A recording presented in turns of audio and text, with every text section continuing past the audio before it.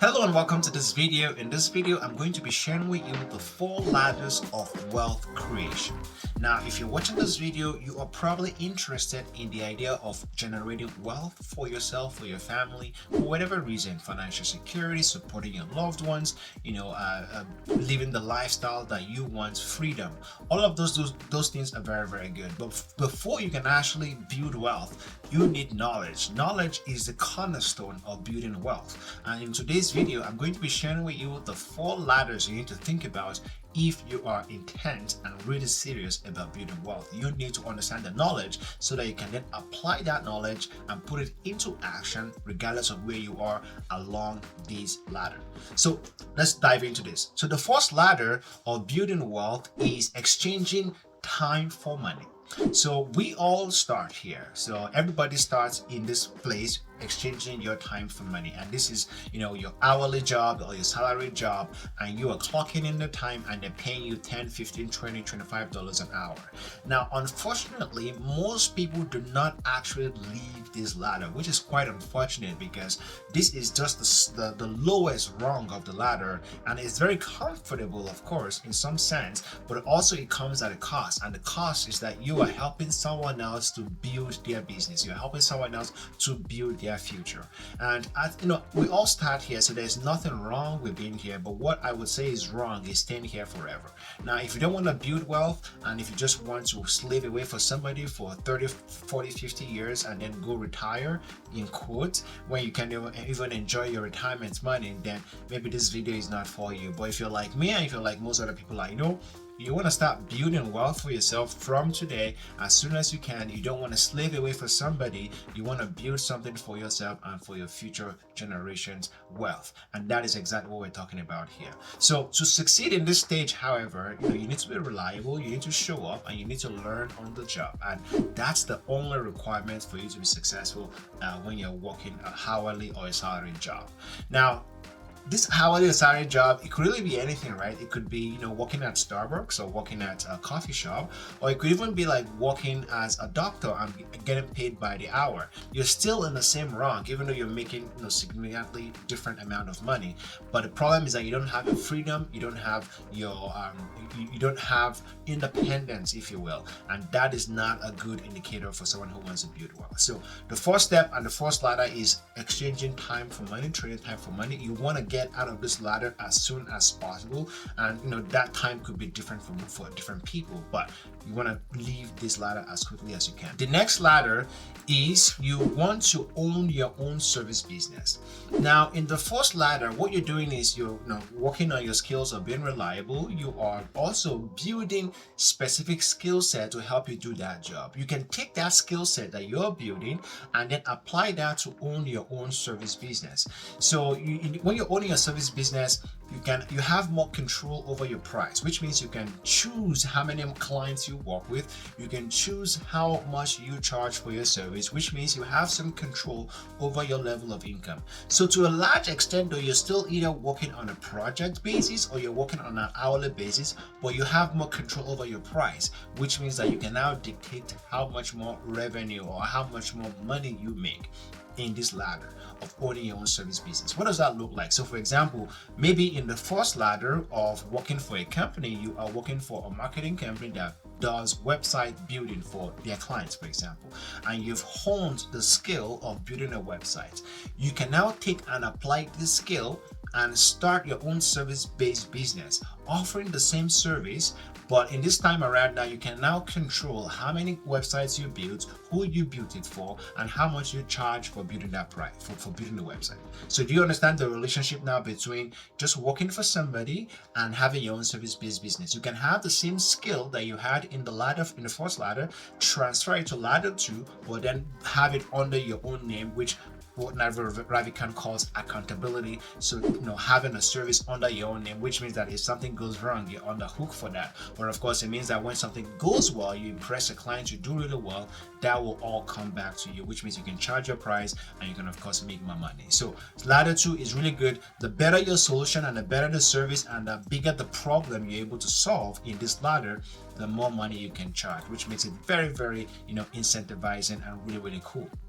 Now, the third ladder, and by the way, before I kind of move to the third ladder, if you're interested in how to go from ladder 1 to ladder 2, so you have a specific skill right now, but you're not quite sure how to turn that skill into a service-based business, because that requires a few more things. It requires you understanding how a business works. It requires you to know how to generate leads, how to build traffic, how to find clients. That's a whole skill set. If you're interested, just respond with a word in the comments, skills, and I will reach out to you to show you how you can do that. Also, if you go to my channel, I have a whole number of videos that I've shared on how to actually go from 0 to 1, how to go from working an hourly job to using your skills to generate your first few clients and build your business. And I have a whole framework, a 90-day framework using the lean startup method that I've shared. So go to my channel, you'll see that video, or just respond with the word skills in the comments, and I will show you and give you access to that video.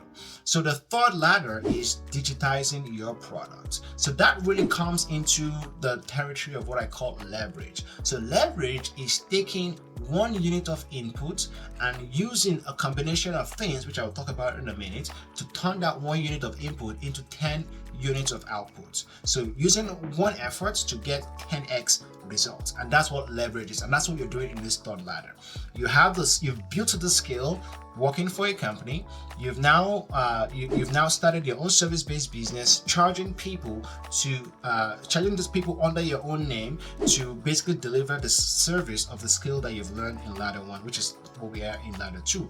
Now in ladder 3, we're applying the law of leverage to really improve your efforts, and this is digitizing your products. That's what ladder 3 is, digitizing your products. Now let's talk about leverage for a minute. There are 4 levers of leverage.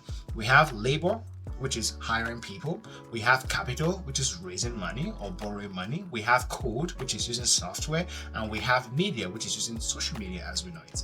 Now, the first 2 levers of leverage, capital and labor, are what we call permission leverage, because you need somebody to give you the permission to hire them, for them to invest money into your business or to borrow you money. So you need someone's permission. So that's what we call permission leverage. Now that's a little bit harder to get and out of the reach for most people. The second levers, or the second categories of leverage, is the last 2, which is code and media. You don't need anyone's permission to use software to grow your business. You don't need anyone's permission to use social media to find clients. And that's where you should be focusing most of your attention and time, especially as you move from ladder 2 to ladder 3, which is digitizing your products. So if you've already established a way of doing things and a system in ladder 1, in ladder 2, you then want to find a way to use code and media to take it to the next level using ladder 3. So this could be you selling digital product like a software subscription, or building a SaaS tool, or building some sort of automation system that will help you deliver your product faster. Or it could literally be just having a course that shows people how to build their own websites. So instead of you having to only rely on you being able to build websites for people, you are now teaching people how to go build websites themselves, but you record the course once, and now it doesn't matter if 100 people are watching it or 2,000 people are watching it, you're not doing any additional work. And that is the beautiful thing about leverage, and that's the beautiful thing about digitizing your product. And the thing here is that you can now serve more people without significantly increasing your cost of production. And to succeed here, what you need to do is be able to provide superior customer service at scale and also find customers at scale. And you can do that again using the principle of code and media. So use media to go find those clients, and then use code, whether it's in the form of course creation or in the form of a SaaS platform or something like that, to really digitize your product. And that's really where you can start to then make some serious money.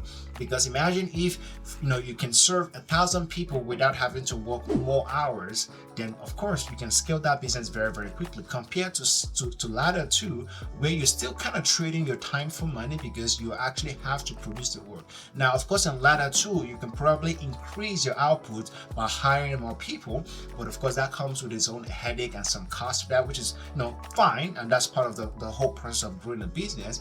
But of course, when you introduce code and you introduce media, which is in ladder 3 of digitizing your product, that's a whole different ball game entirely. So that's what you need to think. Now, ladder 4, which is the last piece of this ladder, is owning revenue generating assets. So in this situation, you build some experience generated some money in ladder 2s and 3, and now you're taking that money to buy and invest in assets that are revenue generating assets for you. So that could be, buying businesses. It could be, investing in the stock market, which is, investing in other businesses. You could be investing in real estate. There's so many ways you can invest in revenue generating asset, and that's a whole different game entirely. And that's how fortunes are built. I mean, that's how Warren Buffett has built his fortune. He invested in stocks, he invested in other businesses, and there's so many ways and systems you can invest in that phase to really build some serious wealth. But you can't get it from day one.